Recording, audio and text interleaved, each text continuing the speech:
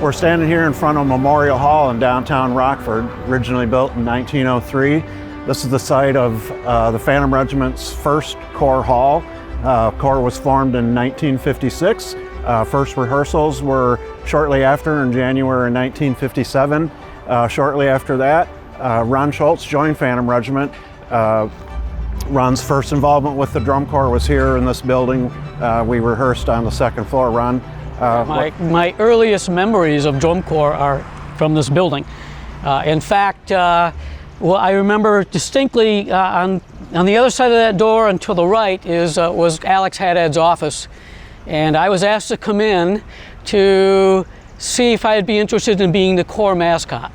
Now, in those days, it wasn't like a high school, like a college band mascot where you're in a funny hat and whatever. It was just, I was just a little kid that marched alongside the drum corps. And so I did that, got a chance to meet Alex for the very first time. My sister was a Phantomette, so I already had family involvement with the corps. But a year later, this was 1961, a year later in 1962, the Phantom Regiment Cadets began, and I was a charter member of the Phantom Regiment Cadets. So when the regiment disbanded in '65, the new Phantom Regiment, or the re-energized Phantom Regiment, had their first rehearsals also in this building. And this was our hub for a while, leaving for parades, rehearsals, uniform storage. Drummers would rehearse in the basement, horn line and guard would be upstairs, and the rooms are so cramped for the drummers and the guard, but the horn line got the best part of the deal because they had the big auditorium to be able to rehearse in. So this was an important part of the Phantom Regiment for a few years. So Ron, I remember from being in the building, loud wood floors. How are the acoustics? Terrible.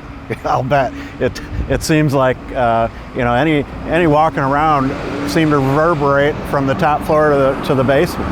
Right, and the building had drum corps history before the regiment was part of it, because there was a up in the auditorium area, there was a balcony and there was a storage room up there. And there were uniforms from like the Rockford Black and White Drum and Bugle Corps or the 342 Drum and Bugle Corps, one of those early drum corps from the 40s and maybe early 50s were also housed here, or at least they called this their home. Alex Haddad shot footage from the 50s of the troopers coming to Rockford, and they came here.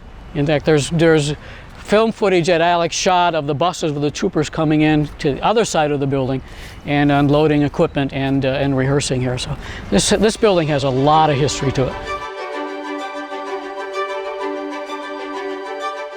This is Wyman Street in downtown Rockford, across the street from Rockford's first library that was built in the early 1900s by the same architect that did this building here. This was also the site of Phantom Regiment performances in the late 80s. This is typically about where the 4th of July parade and the Memorial Day parades would end, and on occasion Phantom Regiment played concerts down here. Right now, building a brand new library across the street, a little bit of construction noise associated with that. The building itself, it hasn't changed much at all. And we can't get in right now because it's not open to the public, but the facade, this is all what it was in the 50s. There's architecture in the front there that's all new, but and there was no ramp.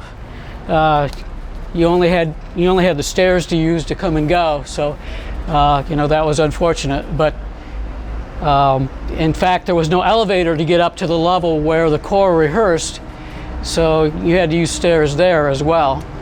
So, it's an old building. Teddy Roosevelt gave a speech here, way back in the 1800s or something. When Ron was still a teenager. Yeah, when I was still a teenager, exactly. Somewhere around 1969, we moved from here over to a site on North 2nd Street and East State Street.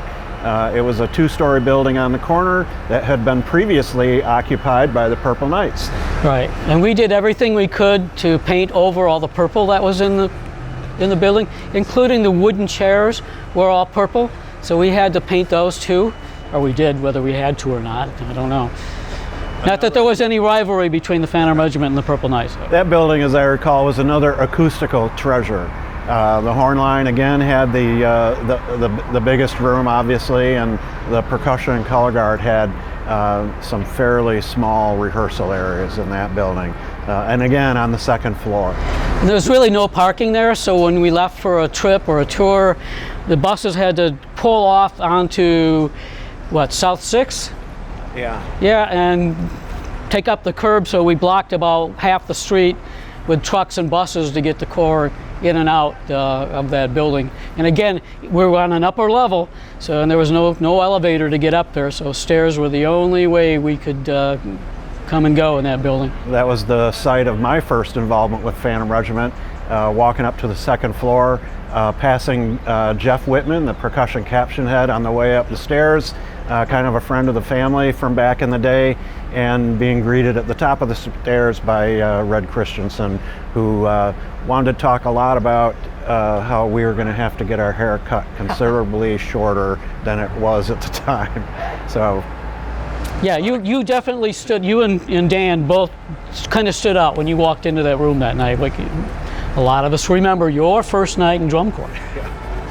It was fun. Red tried to talk us out of joining. Like, it's going to be a lot of work, a lot of work. You're going to have to get your hair cut. You're going to have to, so. Yep.